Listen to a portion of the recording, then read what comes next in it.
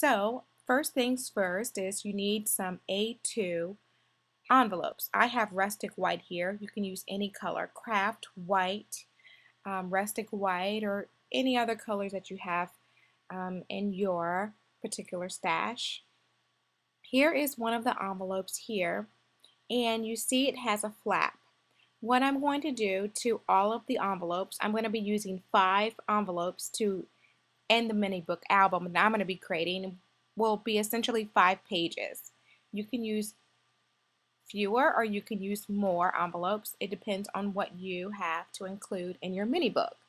So I'm taking my paper trimmer, and what I'm doing is I'm basically using that crease that is there in the envelope as a guide on my trimmer to fold it down to know exactly where to trim it off. So I've done that already for the sake of saving some time on the rest of the other 4 envelopes. So here they are with all of the flaps that you use to fold over to seal the envelope already filled out.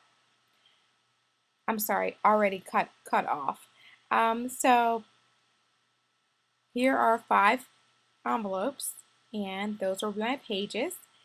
And now what I'm going to do is, for my next step, is prep the envelope liners. And here is the A2 envelope liner die, and I'm going to be showing how to die cut it on my Cuttlebug here with this Melon Berry Damask pattern paper.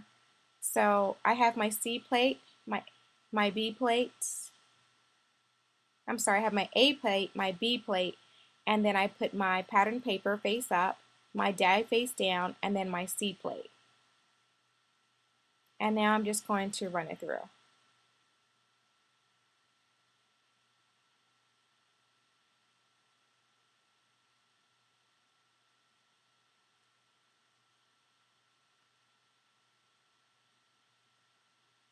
Okay, now that I'm done die cutting, I'm going to move that Cuttlebug out of the way. And here is the finished result. Here's the die. You just take that right out. And the actual die cut just fell out, and that's my extra paper there.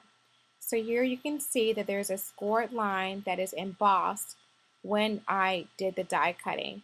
So as I did for my envelope, I'm going to use that scored line as a guide to identify where I need to cut it off.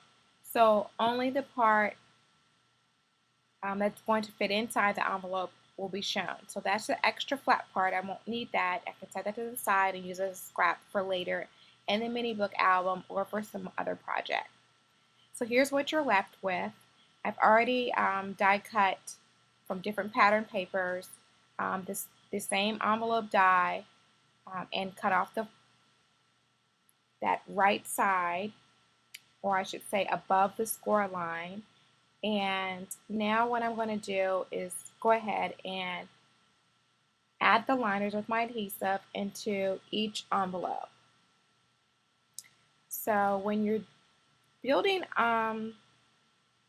mini albums, it's just easier for me to go ahead and prep each page first and prep the entire book first to a certain degree, and then start adding pictures and embellishments. For this particular type of album, if you're just making pages, it may be something a little bit different, but for this one, it's easier to prep it first, like this, where you have all your envelope flaps cut off and all your envelope liner die cuts already done, and then adhered into the envelope. So this part can get a little bit tricky because you have your adhesive on the side and you're working with the pocket. So just make sure you keep your pattern paper up to the top of the envelope as much as possible before pushing down. That's the best tip I can give for this process, but it will stick down there a little bit here and there because the paper does have a tendency to fall. You just have to try to keep your hands up and not try to press down until you have that side lined up on that edge there. Now I chose to use different pattern papers as for my envelope liner. You can use cardstock, the same color or the same pattern paper or the same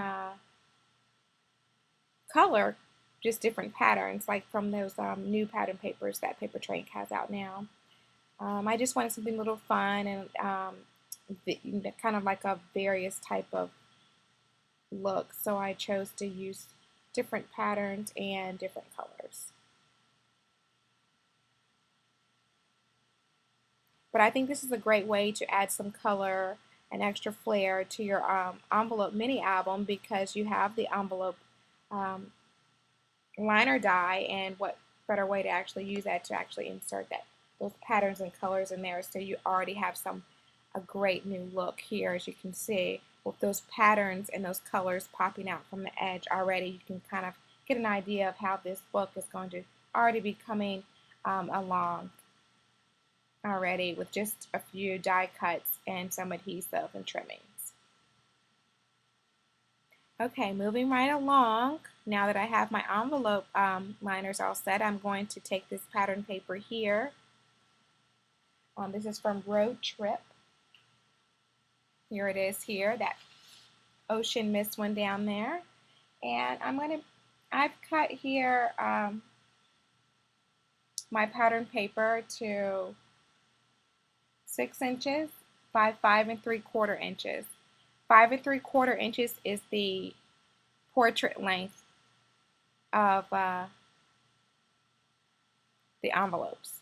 So right now I'm using my Score Buddy and scoring at 1/2 inch, every 1/2 inch. So 1/2 inch, 1 inch, 1 1/2 inch, 2 inch, and so forth. And you'll get an even scored area because it's an even number of 6 inches in width by 5 3/4 inches in length. So you can see the score lines here, and what I'm going to do now is accordion fold, or another way I like to describe it is fan fold those scored lines back and forth. You see I'm flipping it over each way, and this takes no time at all, as you can see. And I'm just making sure it's nice and scored there. Alright, and this is your binding pretty much for your book. So I'm going to take each envelope, and see I'm putting some adhesive here on that envelope. Take each envelope, and then I'm going to call these hills and valleys. You have a valley, which is your low point of these accordion folds, and then you have your hill, which is the high point. Well, the envelopes are going to sit in the valley, the lowest points. Those the lowest part of the fold, not the peak part.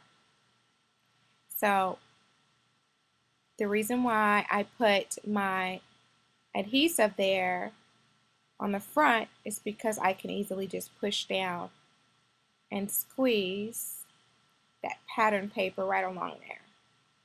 So that one's done. That's my first page. Okay. Now I'm going to take my second page, my second envelope, again, run that adhesive down that side and go into the next valley. As you can see, I'm showing it from a top angle here, and then just press. It's really easy to do once you just start that process and know which area you're supposed to fit it into. It's kind of hard to push it into any other part of that fan fold, that accordion fold area, so it really comes together really easily. And I'm stacking it up like this, number one, so you can see, but number two, to make sure those pages are even and flush with the table service, so that I know I'll have even pages. Okay, last page, and I'm just going to push it down here. And as you can see here, it opens up. You can leave it like this if you want. It's perfectly fine. But you can see here, it turns just like a book. And the reason why I use pattern paper, as you can see there, is that pattern paper shows. So if you see here, if I squeeze this together, I'll get a thinner book. So what I'm going to do now is make sure that when I adhere the back side of that pattern paper, the accordion fold, that white side, if I adhere it down, will it still allow me to turn my pages? And yes, it will. So these are the steps and these are the things I think about when I am creating something new or trying to build something like this. So I just test it out before I actually add the adhesive and push my fingers on that binding so that it would know, I would know whether or not that this technique will work. So I'm going to go ahead and go for it, and I'm going to open it up. And I'm going to add adhesive, like I said, on this back side, which is the white side of that pattern paper. And you can just add it every other fold area, every other half inch is fine, because once you bend it, it's just going to fold together.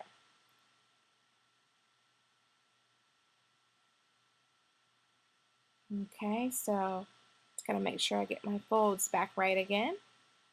All right, I started at the top and then I'm just working my way down to the bottom.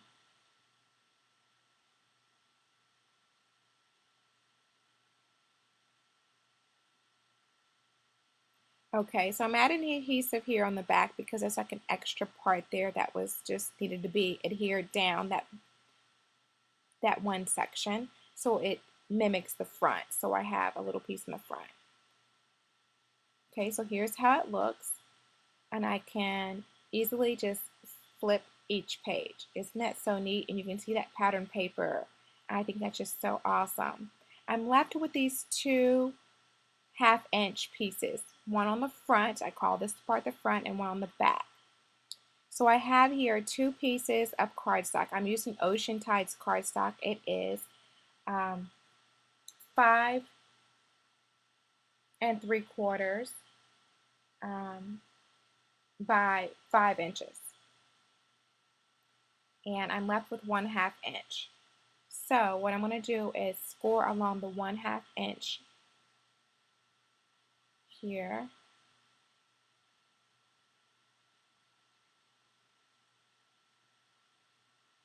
I'm scoring down.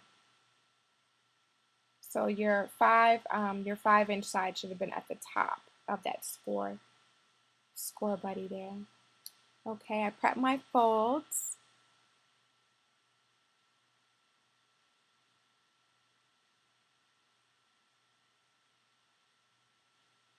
And here they are, a front and a back.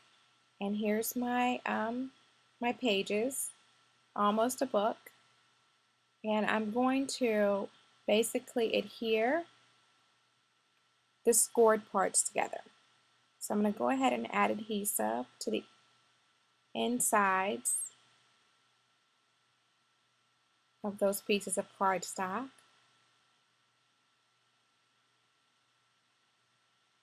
And as you'll see in here,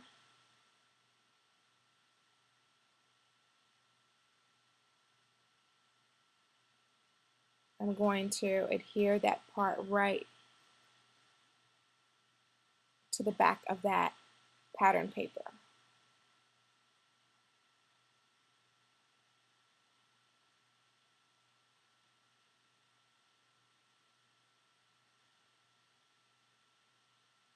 Okay, so I just slid it right through there.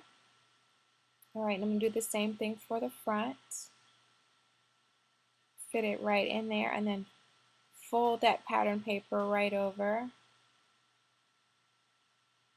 And you get that nice pattern paper spine there. It's really cool.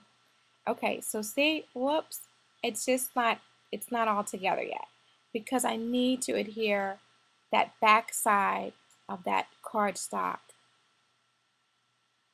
to those envelopes. So I'm going to do that on both sides.